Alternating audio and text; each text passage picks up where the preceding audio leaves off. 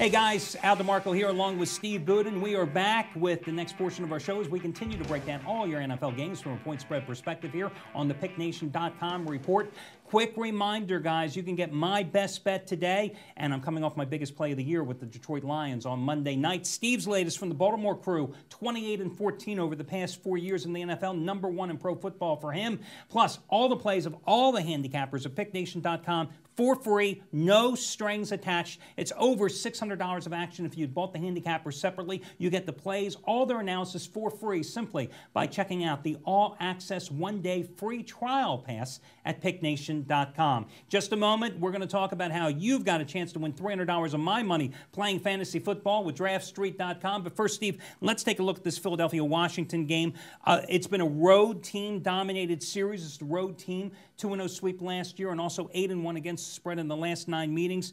Philadelphia, justifiably so, if you believe that stat, a 1-point road chalk here. But this is an Eagles team that is beyond desperation after how this team has collapsed. The dream team, it's been a nightmare for Andy Reid. Well, we always talk about the suspension of disbelief when it comes to gamblers. And they're just having a hard time believing that this Philly team that looks so damn good on paper and that has moments of brilliance can actually be so bad when it comes to winning games and covering the spread. But hey, believe it, Andy Reid, I don't think the Philly fans can stomach him anymore, no pun intended. He's really walking on his last days as an Eagle coach. It'll be interesting to see how that affects the team this week. I really believe in my heart of hearts that these are two different teams going in two different directions, one rallying behind the coach and his system, one distraught and depressed. I like the Washington Redskins here at home getting the 1 point. Yeah, I have to agree with you here, and it's also a big revenge game for the Redskins because last year at home, they were humiliated by the Eagles, 59-28. Michael Vick was crazy that day, 333 yards, 4 touchdowns throwing, 2 touchdowns on the ground. Problem is that the Eagles are a turnover machine right now. In their 4-game losing streak, 14 turnovers has led directly to 52 points for the opposition. They can't stop the run. I think Ryan Turan will have a big game for the Redskins, and they've got no pass rush right now without Trent Cole, who's out right now. He's their #1 sacker, so Rex Grossman's not going to feel the heat here. And playing in revenge, I say you throw out that road team 8-1 ATS trend and you go the opposite direction. Yeah, the Eagles remind me of the Predator movie when they finally saw him bleed. They saw Michael Vick bleed. Now they're getting to him. Yeah, so the Redskins, if you're going to play it, definitely consensus play from Steve and myself. Listen, we want to take a break here. We'll get back to more games, but let's talk about fantasy football, guys, and how you have a chance to win $300 of my money by playing fantasy football this week over at DraftStreet.com. You've got until 1 o'clock Eastern Time today, Sunday, to enter your final rosters. It's a free entry. You go to DraftStreet.com. You enter my last name, DeMarco. Can't be easier than that. You see it at the bottom of the screen the whole show. You enter that as your passcode, and that gets you free entry into the league. Listen, guys, the top 7 players finish in the money.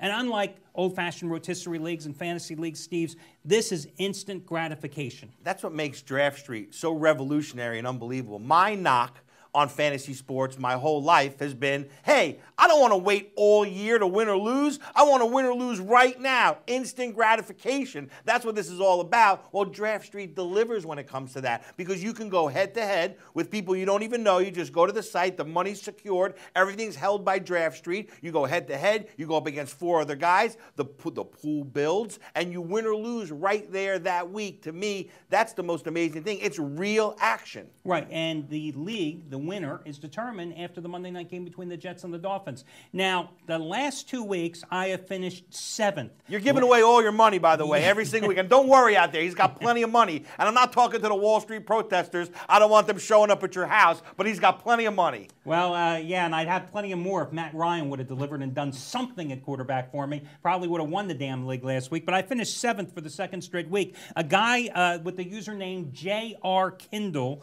won the league, 181 total points. In fact, it was the biggest blowout we've had so far this season. He won the league by 11 points over a guy with a username of Broncos778. But how did J.R. Kindle win it? Had Drew Brees, had Eli Manning, had Ernest Graham, had Fred Jackson, who had a monstrous game running and catching the ball against the Eagles.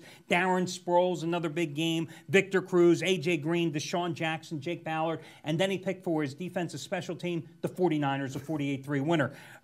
So, you know, great week for them. But again, Oh, and I guess I would be remiss if I didn't point out that Steve 2 weeks ago finished 148th in the league, but last week I should say, a little worse, 149th. I will say that you are consistently bad, but you know that it's just as hard to lose consistently as it is to win consistently. Check your math at home for that one. And he has proven that the last 2 weeks. I've finished 7th 2 straight weeks, Mr. 148 and 149 over there. But guys, go to draftstreet.com. It's a free entry, $300 of my money at stake. The top 7 finish in the money. You're competing against, well, both of us, but really just me. You know what I mean? And among yourselves, so try to win money over at draftstreet.com.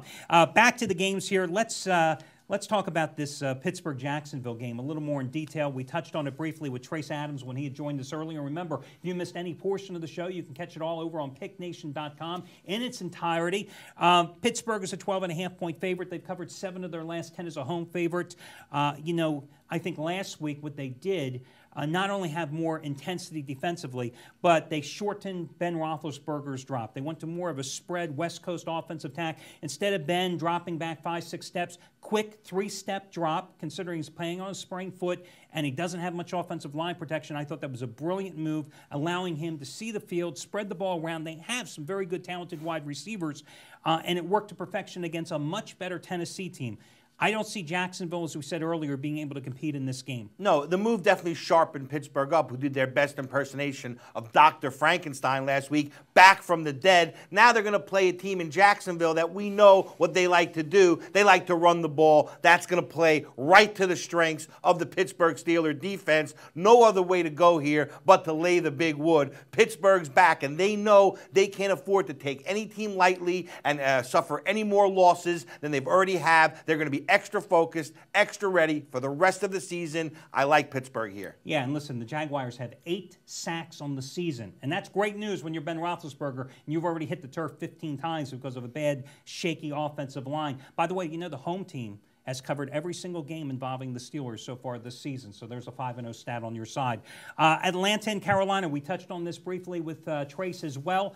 It's an interesting game. Atlanta -4. I think the public has gotten on the Carolina bandwagon here big time. The odds makers have set a low price. I think it's time to go against Cam Newton. Of course, if you've gone against Cam Newton this season, you've lost a ton of cash. But I think this is a game that the Falcons must win, and they deliver a solid touchdown victory in this one.